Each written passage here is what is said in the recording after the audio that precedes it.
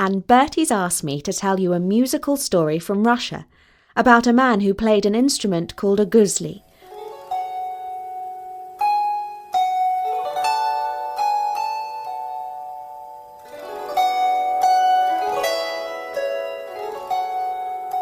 The musician's name was Sadko. The ancient city of Novgorod is older than Russia itself. If you visit it now, you can still see its sacred whitewashed cathedral, St. Sophia. With its domes that are shaped like the turbans of an Eastern sultan.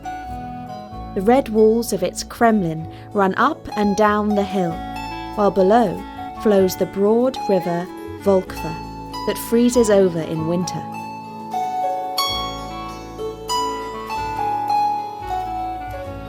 Many centuries ago, when Yaroslav the Wise was prince of this holy city, there lived among its people a musician whose name was Sadko.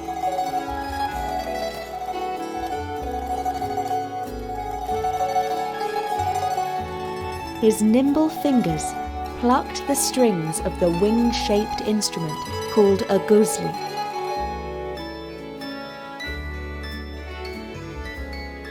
And those who heard him sing compared his voice to that of Orpheus, who charmed open the gates of the Underworld.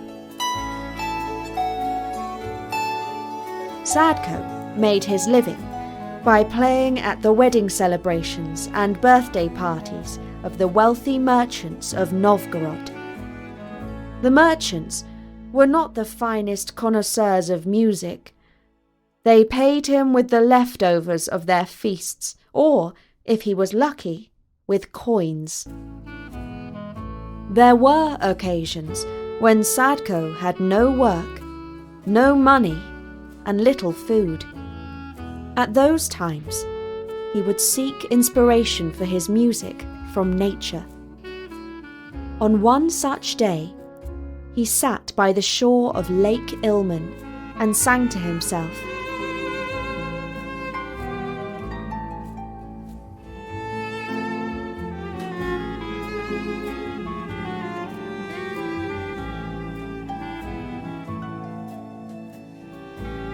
He sang of the loveliness of the lake and compared its blue waters to the eyes of the girl he was yet to meet and marry.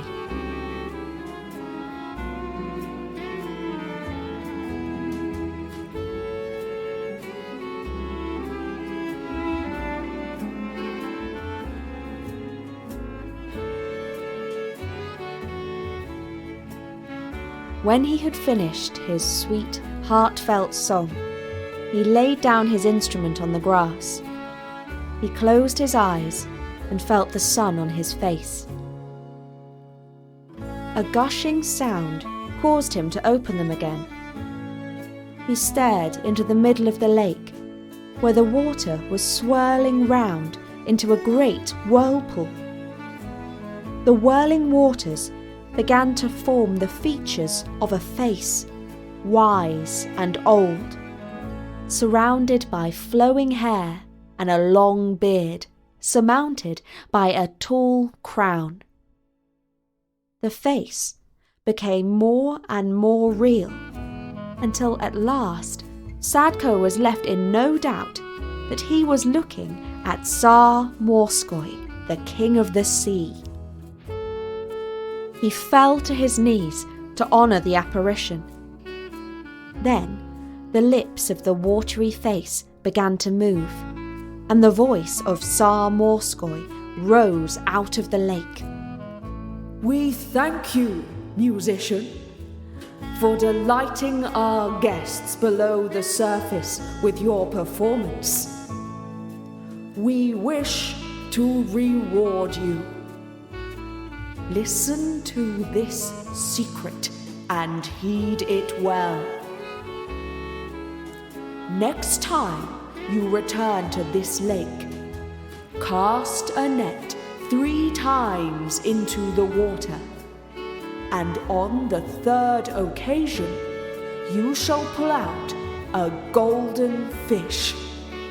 Use this secret wisely, and you shall have a rich reward." When he had finished speaking, the waters washed over the apparition, and the face shimmered and dissolved into nothing more than a few ripples. Sadko remained kneeling for some time afterwards, for his legs seemed to have lost all their strength. He was so overcome by what he had seen and heard. He returned to his garret in the city, wondering whether too much sun had been the cause of the vision. He wearily climbed the steps to the garret that served for his home, fell asleep on his mattress, and dreamed of food. But his fortune did not take long to turn. The following morning, the richest merchant in Novgorod sent his servant to the musician's door. He invited him to grace a feast with song and story that very evening.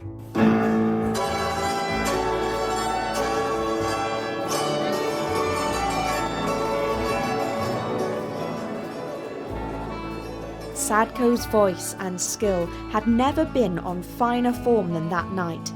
Not that many of the diners took much notice of his artistry.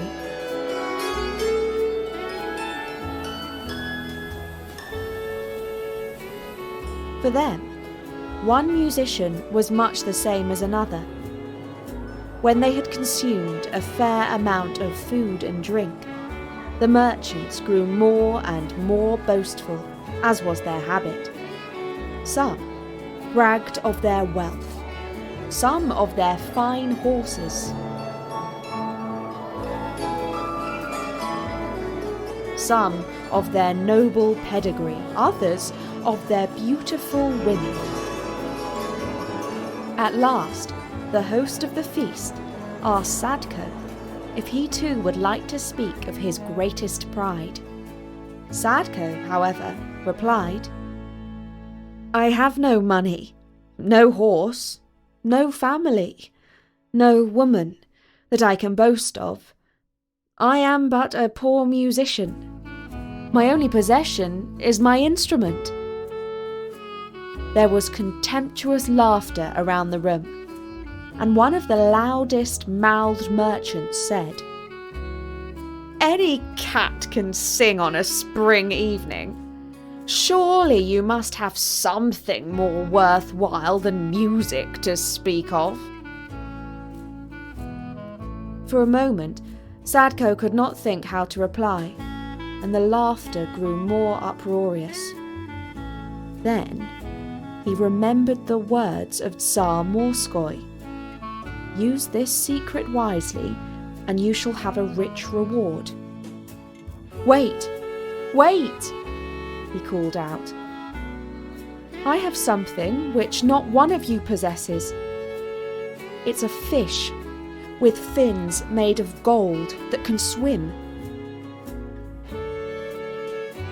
There were calls for him to show this remarkable fish, and when he protested that he could not, for it was still swimming in Lake Ilmen, there was yet more laughter. "But I speak the truth," he shouted. Not knowing where his courage came from, "I, and only I, can catch it, and if any of you will join me in a wager, I shall prove it to you tomorrow." And because the merchants were in fine spirits, many of them were willing to bet large sums that the musician could not catch the golden fish, even though he himself had nothing to wager in return. The following day, towards sunset, Sadko cast his net into Lake Ilmen and pulled it out empty. The merchants who were watching shrugged their shoulders. He cast the net in a second time, and again pulled it back empty. One or two of the merchants began to walk away. Sadko cast his net a third time, and now, just as the Tsar of the Sea had foretold, he pulled out a fish with golden fins. That was the moment that Sadko made his fortune. The merchants may have been a boastful lot, and they may not have been all that cultured, but a merchant of Novgorod was as good as his word. Sadko had won the bet, and they paid up handsomely. And now he had made it good. The musician became a merchant. He moved into a fine villa. He married a beautiful woman, and his ships sailed the seas carrying his goods. Sometime later, he travelled abroad on a business trip. As he was crossing the sea, a wild storm tossed his ship on the waves.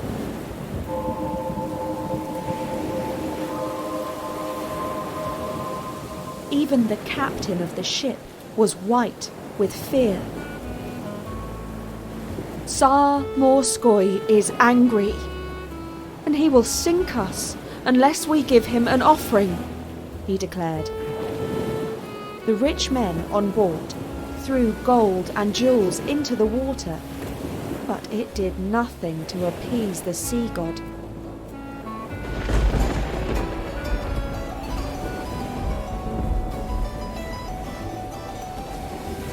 As he slid from one side of the ship to the other, Sadko realized that it was he whom Tsar Morskoi wanted. Not once, since he had become a rich man, had he returned to the shores of Lake Ilmen to play for his benefactor. In fact, he had given up music almost altogether and carried his gusli round with him more as a lucky charm than an instrument. And now, all those on board would drown because of his ingratitude. In a moment of remorse and anger with himself, Sadko leaped over the side of the ship, holding his gusli in his hand, and sank beneath the waves. All was calm below the surface of the sea, and deep down at the bottom, Sadko found himself before the throne of Tsar Morskoi, and all around the coral reef swam his 11 daughters. He began to play his gusli, because he was certain that was the reason he had been summoned to this underwater palace.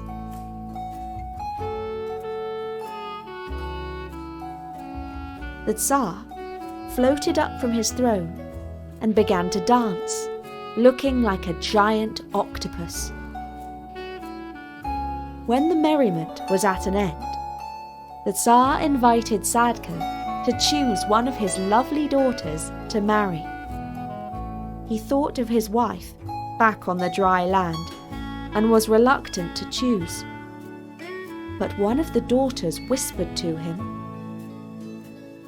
"Pick me, and I will show you the way home." And as she was no less lovely than any of the others, he indicated that he wished to marry her. A good choice. This daughter of mine is the River Volkva that flows by your home. And later that night, in Novgorod, a young boy found the body of Sadko washed up on the riverbank. His gusli was still strapped to his back. At first, he thought that the man was drowned, but then he belched up river water, and the boy called for help. Sadko revived and returned to his home and family, and from then on, he never neglected to play his gusli for the Tsar of the Sea.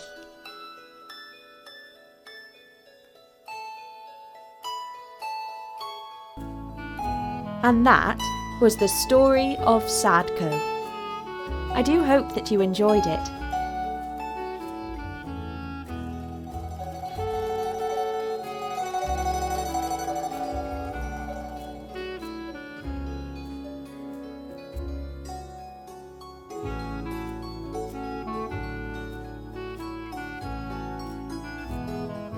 For now, from me, Elizabeth, bye!